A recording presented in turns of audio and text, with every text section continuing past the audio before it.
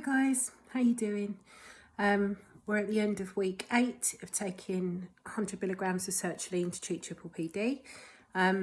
This week's been okay up until yesterday, where I had a panic attack last night, and I'd forgotten what a panic attack was like, because I hadn't had one since before I started taking the medication, and I'm unsure whether I should tell you because I don't want to trigger you, but I'm going to say anyway, and you can just skip this bit. But it almost felt like I had low blood sugar. I suddenly, my vision went funny, my chest tightened, and I got shaky on the inside. It just felt like my whole body was vibrating, and I felt sick. And I've never had nausea with this ever, so it's yet a new symptom that's popping up. And I know it's all connected to the same thing, it's all nervous system stuff, but because it was a new thing, I thought, oh God, am I coming down with something again? Is this COVID again? Because I was quite shivery and I got like a tight jaw, and it scared me.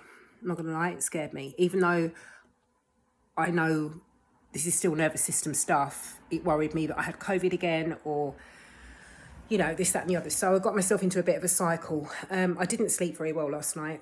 I kept waking up sort of every couple of hours.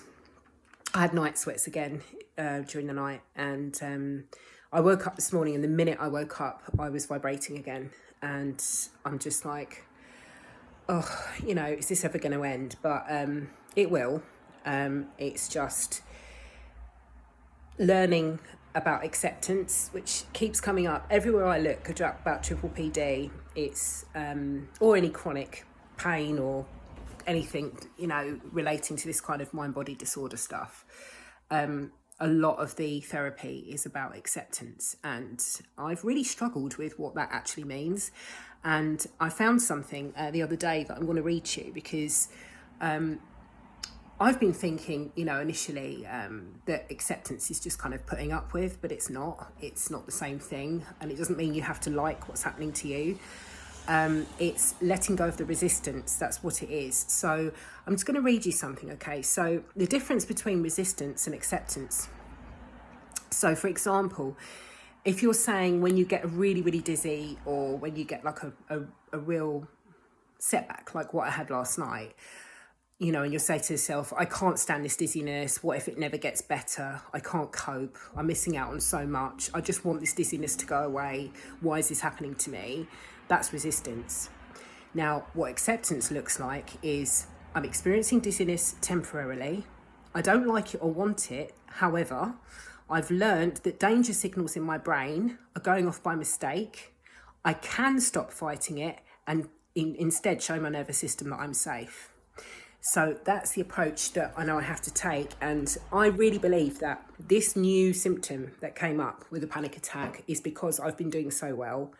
And I've heard from Dr. Yoni Arthur mentions this a lot. So does Dan Buglio, Pain Free You channel. They say about recovery looking a lot like the stock market. It's up and down and all over the place. It's never a linear process. And Claire Weeks says sometimes the biggest setbacks of all come just before complete recovery, because complete recovery is so close, and it's your body going, no, you still have to be scared. What are you doing? I'm going to show you have to be scared. Here's some new symptoms that you've not experienced before for you to get scared about. So even though I've got that knowledge, which the knowledge kind of helped me to come down out of it, I still had the need to text someone for reassurance. So I messaged Steve, who he's got a channel, Steve's Long COVID Journey. He suffers with PPPD as well, and he's recently had a bit of a setback because he's not well. He's got a cold. And obviously, he's just gone up on his meds as well. He's on 150 milligrams of sertraline now. I hope you don't mind me saying this, Steve. Hi, Steve, by the way. I'm sure he won't mind. He'll tell you himself anyway. But yeah, so we're both on this journey, and it's difficult when these bumps in the road come up, and you kind of need someone with you to sort of say, this is all it is. It's going to be okay. Just let it pass. Just try and relax your body. And Claire Weeks says, Dr. Claire Weeks, if you haven't heard of her, seriously look her up. She's amazing. Her work applies to dizziness, and I strongly recommend you get the book Hope and Help for Your Nerves on Audible. It's amazing. The best self-help book I've ever read. or listen to. She will say that, go towards it and don't shrink from it. And that is a kind of acceptance. So you're supposed to relax your body into it. And I was trying to do that last night. I felt like I was going to dissociate from my body. I felt like I was going to detach. But I thought, no, this is what this is. It's nothing new. It's just nervous system stuff. Just relax your body, do some breathing, and you'll be fine. But it has continued to last into today as well from last night. And then when I thought, what's triggered it? I'm not sure what's triggered it. What was I doing when it happened? I was just sitting on my chair like I am now with my massager on my back, watching TV. But then I thought, why has that happened? But then I think again, yesterday was the anniversary, first year's anniversary of my dad's dying. My dad died on the 21st of January 2022. So subconsciously, that's playing on my mind, even though I've always said to myself, I don't really want to remember the day he died because I don't think it's relevant. I don't think he'd want me to remember the day he died either. I think about him every day. I mean, it's just another day to me. And I'd rather remember him and celebrate his life on his birthday more than anything. So, but on a subconscious level, obviously that got to me. And then I think about, what am I watching on TV? I was watching a British soap called EastEnders, which from the UK, everyone will know who EastEnders or what EastEnders is. But there's a storyline at the moment where one of the characters has cancer. Now, I've had cancer, so maybe that was a subconscious trigger, but I wasn't aware of it. I think I'm so detached from my emotions that this is why there's so many physical symptoms. But it's been tough, guys, because you think, well, I'm on 8 weeks at 100 now. I've done it, and now I have a panic attack. But I'm trying to remember what Claire Weeks says, and that is that sometimes the biggest setbacks come before complete recovery. So I'm trying not to look at it as a setback. I'm trying to look at it as this is part of the recovery, and that I just need to relax my body into it and let the thoughts and the feelings come and do their very worst. Let it roll over me and just be completely unaffected by it, which is so simple, but it's not easy. It's not easy to implement it, but it's a simple method that works. It gets people better. The more that you can practice doing that, the better you'll be at tackling panic attacks when they happen.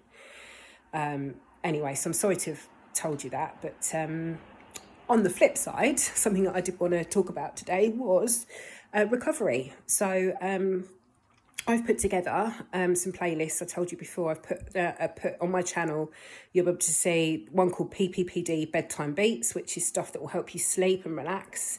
And it's made by somebody that understands sound healing. So it's specific theta and delta waves produced to help calm your vagus nerve and your mind.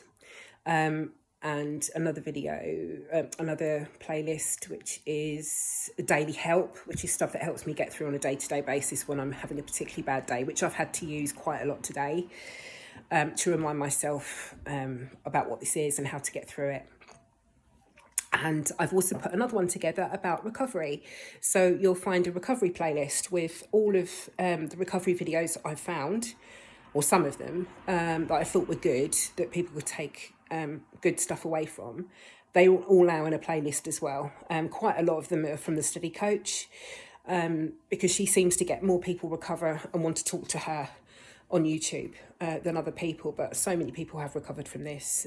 Some people have recovered from just taking the medication for some people, but others it's reduced their dizziness by 20% or 50%, and then they've had to do other work to get better. But it's all stuff that I encourage you to watch to give you a bit of hope, because this is completely recoverable. We've just got to rewire our brains, and it just takes time, and we've got to have the patience.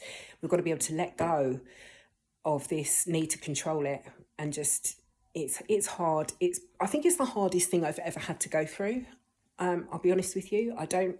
Cancer was hard, but this is worse, because to me anyway, because it's the unexpected. It's people don't understand what it is, and there's not a specific thing that's going to get you better. I mean, it's hard, isn't it? It's really hard work, but I've absolutely no doubt that I'm going to get back to the normal me, hopefully by the end of the year. But I'm trying not to put a time frame on it, because, you know, there's going to be dips and highs like this, you know. So I'm just in a bit of a dip at the moment, which is unexpected at week 8. But let's see. I'm going to try and do something nice with the rest of my day, even though I feel pretty rough. I just got sort of the tingling and just general unease, just that nervy feeling like something awful's going to happen, even though I know it's not. My boyfriend's at home, so we can do stuff. I've just been shopping, which was challenging. I went out for lunch as well with a friend, and I was sitting there and I was rushing my lunch because I just couldn't wait to get out of there. It was really hard.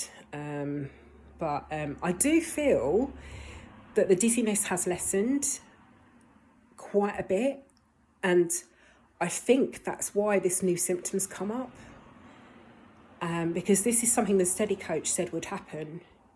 It's kind of like playing whack-a-mole, you know, one symptom comes up, you push that down, another one comes up. So I think it is just my brain's way of saying, no, you're not safe yet because you've not dealt with this emotion. But the thing is, I don't know how to get in touch with my emotions. I've had pretty much every therapy going. I can't bring my mum and dad back. I can't undo the fact I've had cancer. There's nothing that I can physically do to alter my lifestyle any more than I already have to calm myself down. There's nothing I can do to change that. I've cried for my dad. I've had therapy for my dad. I've had therapy for my mum. So I think it's just a case of just letting the grief and the stress of everything that's happened just slowly work its way out of my body. And I think it's just going to take time. Anyway, that's where I'm at. I'm going to try and get through the rest of the day. I hope you guys are okay. If you're not, reach out. Jill, it would be good to hear from you. Julie, it would be good to hear from you.